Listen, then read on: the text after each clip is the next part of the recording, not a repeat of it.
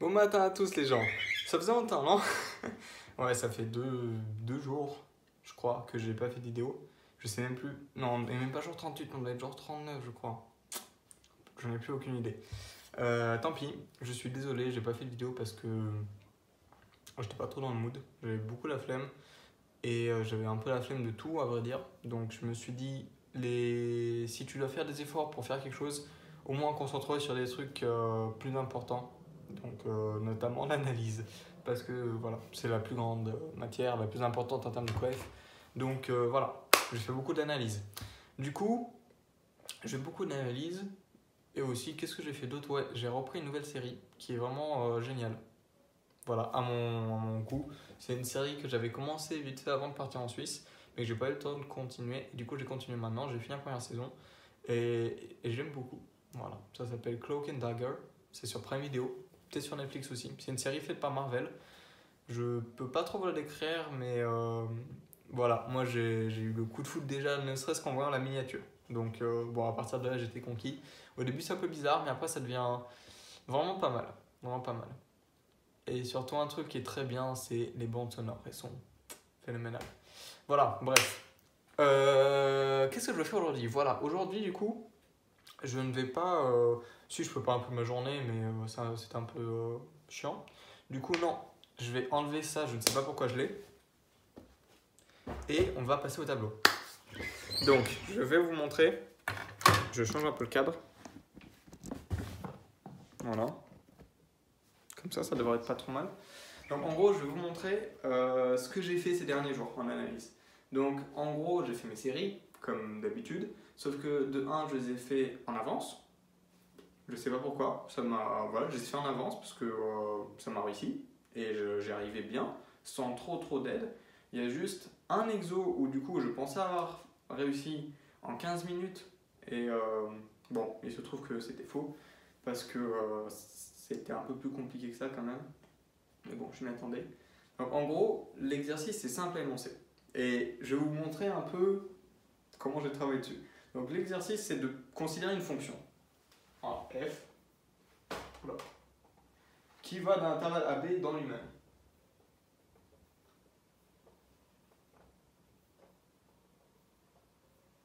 Donc, en gros, ça veut juste dire que elle est définie sur AB et que toutes les valeurs qu'elle prend sont entre A et B. Mais ça veut pas il n'y a pas forcément un X tel que dx égale A ou B. Donc voilà, c'est juste compris entre A et B. Et l'autre hypothèse, c'est que f est croissante. Voilà, c'est tout.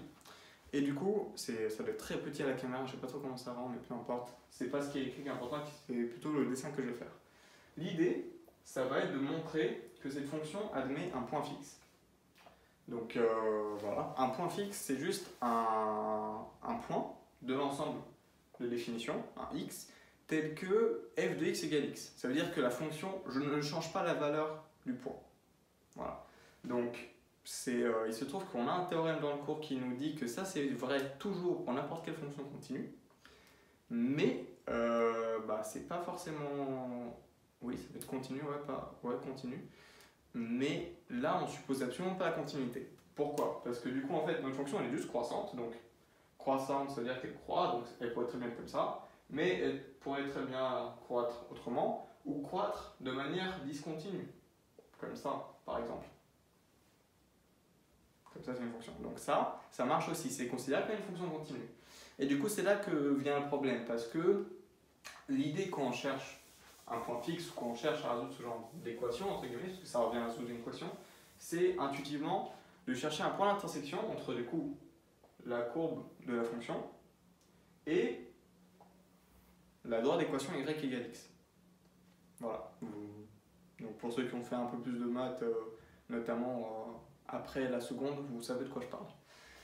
Du coup, c'est ce qu'on va essayer de faire. Voilà, on va juste définir du coup notre intervalle AB, voilà, intervalle de départ, intervalle d'arrivée, et la droite d'équation y égale x. Et maintenant, je ne vais pas tracer la courbe de la fonction forcément, parce qu'elle pourrait être quelconque en fait.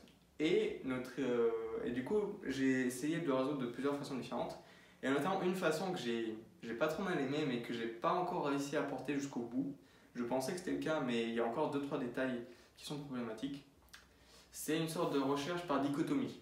Donc en gros, pour ceux qui ne savent pas ce que c'est la recherche par dichotomie, c'est en gros, tu prends l'intervalle de nombres, tu choisis un nombre au hasard, et ensuite, pour le trouver, tu vas couper l'intervalle en deux. Tu vas dire, bah, est-ce qu'il est plus grand ou plus petit que le milieu de l'intervalle? Et on va dire par exemple qu'il est plus grand. Du coup, là, tu vas considérer que la deuxième partie de l'intervalle, la plus grande. Et tu vas faire pareil. Tu vas le couper en deux, tu dis, est-ce qu'il est plus petite ou plus grande que la moitié? Et ensuite, on te répond, et puis en fait, tu ajustes. Et peu à peu, tu arrives à arriver de plus en plus proche de ta solution, à avoir un intervalle de plus en plus petit, et du coup, à approcher comme ça ta solution. L'idée ici, ça va être pareil. Ça va être de construire une suite de xn, donc une suite de variables, entre guillemets, disons, qu'on va définir d'une certaine façon pour qu'elle s'approche d'une valeur x, à la limite, quand ça tend vers plus l'infini, et on voudrait que ce x soit du coup un point fixe. Et comment est-ce qu'on va faire? En gros, j'ai juste nommé, voilà, ça c'est A, ça c'est B, et je vais quand même tracer une courbe de fonction, vous allez voir pourquoi. Voilà. Donc là, c'est une courbe de fonction qui est croissante. Donc en gros, soit croissante, ça veut dire soit ça devient plus grand, soit ça reste constant. Ça peut. Et du coup, ce qu'on veut, c'est chercher un point où du coup ça s'intersecte avec la droite là, que j'ai tracé, y égale x. Et dans tous les points où ça ne s'intersecte pas, il y a deux solutions. Soit la courbe elle est au-dessus, comme ici, soit la courbe elle est en dessous, comme ici. Ça, on voit vraiment que dalle. Si vraiment on ne voit pas, bah, vous me direz, et puis je retournerai la vidéo dans de meilleures conditions. Et on va construire notre suite xn en fonction de ça. On va prendre un point, donc qui va être le milieu d'un intervalle au début, qu'on va noter x0. Et ensuite on va regarder du coup son image. Voilà, f, je vais écrire ici, f de x0, f de x0. Et du coup on va voir si l'image elle est plus grande que x0. Ça veut dire que la courbe est au-dessus. Puisque la fonction est croissante, tout ça, je vous laisserai vous en convaincre par vous-même, ça veut dire qu'un potentiel point fixe va être plus à droite. Et du coup, on va vouloir construire le terme suivant de la suite. Donc on va noter x1 comme x0 plus un quelque chose. Si ça avait été plus petit, ça veut dire que le potentiel point fixe aurait été plus à gauche. Donc on aurait construit x1 comme x0 moins quelque chose. Et du coup, plus moins quoi? Et ben ça, il faut que ce soit un truc qui devienne de plus en plus petit. Parce que notre idée à la base, c'était du coup d'approcher un potentiel x0 en faisant une sorte de zigzag, mais un zigzag qui devient de plus en plus petit, pour que la suite en fait converge bien vers une seule valeur. Et du coup, moi ce que j'ai pris comme truc qu'on ajoute, c'est du coup b-a sur 4 pour le premier. Puis ensuite, à x1, pareil, on va répéter la même procédure. Du coup, on va regarder si f de x1 est supérieur ou inférieur à x1. Et suivant le cas, on va du coup lui ajouter ou lui soustraire b-a sur 8. Donc en fait, de manière générale, xn plus 1, ça va être égal à, oula, on voit plus trop, xn plus ou moins b-a sur 2 puissance n plus 2. Voilà. Et du coup, on peut montrer, et c'est ce que j'ai fait, du coup j'ai montré que cette suite, elle converge bien. Elle converge bien vers un point de l'intervalle AB, du coup on est bon. Et ce qui nous intéresse du coup, c'est que le f de x, de ce point correspondant, à la limite, il soit égal à x. Et par des petites propriétés de la fonction, en fait, à cause du fait que la fonction est croissante, on arrive à montrer que par exemple pour un certain xk, tel que du coup xk est inférieur à f de xk, en fait on va avoir xk inférieur à f de xk inférieur à f de xk plus 1 inférieur à f de xk plus 2, blablabla, jusqu'à un certain f de xk plus p, qui va être inférieur du coup à xk plus p. En fait, le xk plus p ici, ça va être juste un rang à partir duquel on va rebrousser chemin. Ça veut dire que typiquement, si notre point fixe, il va être ici, ça va être x. À partir de x0, ça veut dire qu'on va construire x1, x2, x3, x4, ainsi de suite. et qu'au bout d'un moment, en fait, on va dépasser le point X, et du coup, à partir de là, on va devoir revenir en arrière. Et une fois qu'on sera revenu en arrière, on revient en arrière jusqu'à ce qu'on le redépasse, et là, on rechange de direction, et ainsi de suite.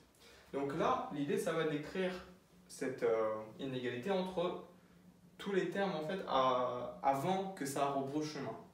Et du coup, à partir de ça, on peut montrer que la suite des fxk converge vers la même limite que les xk, qui est x.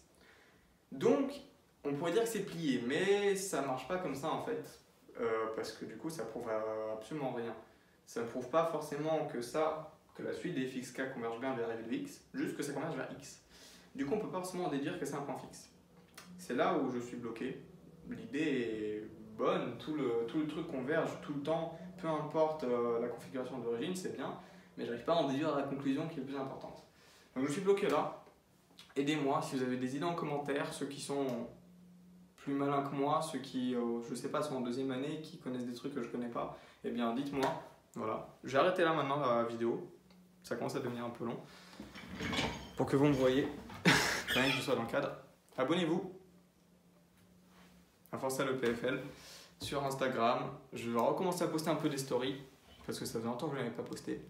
Et puis je vous dis bon week-end à vous, et puis à demain peut-être. Ciao.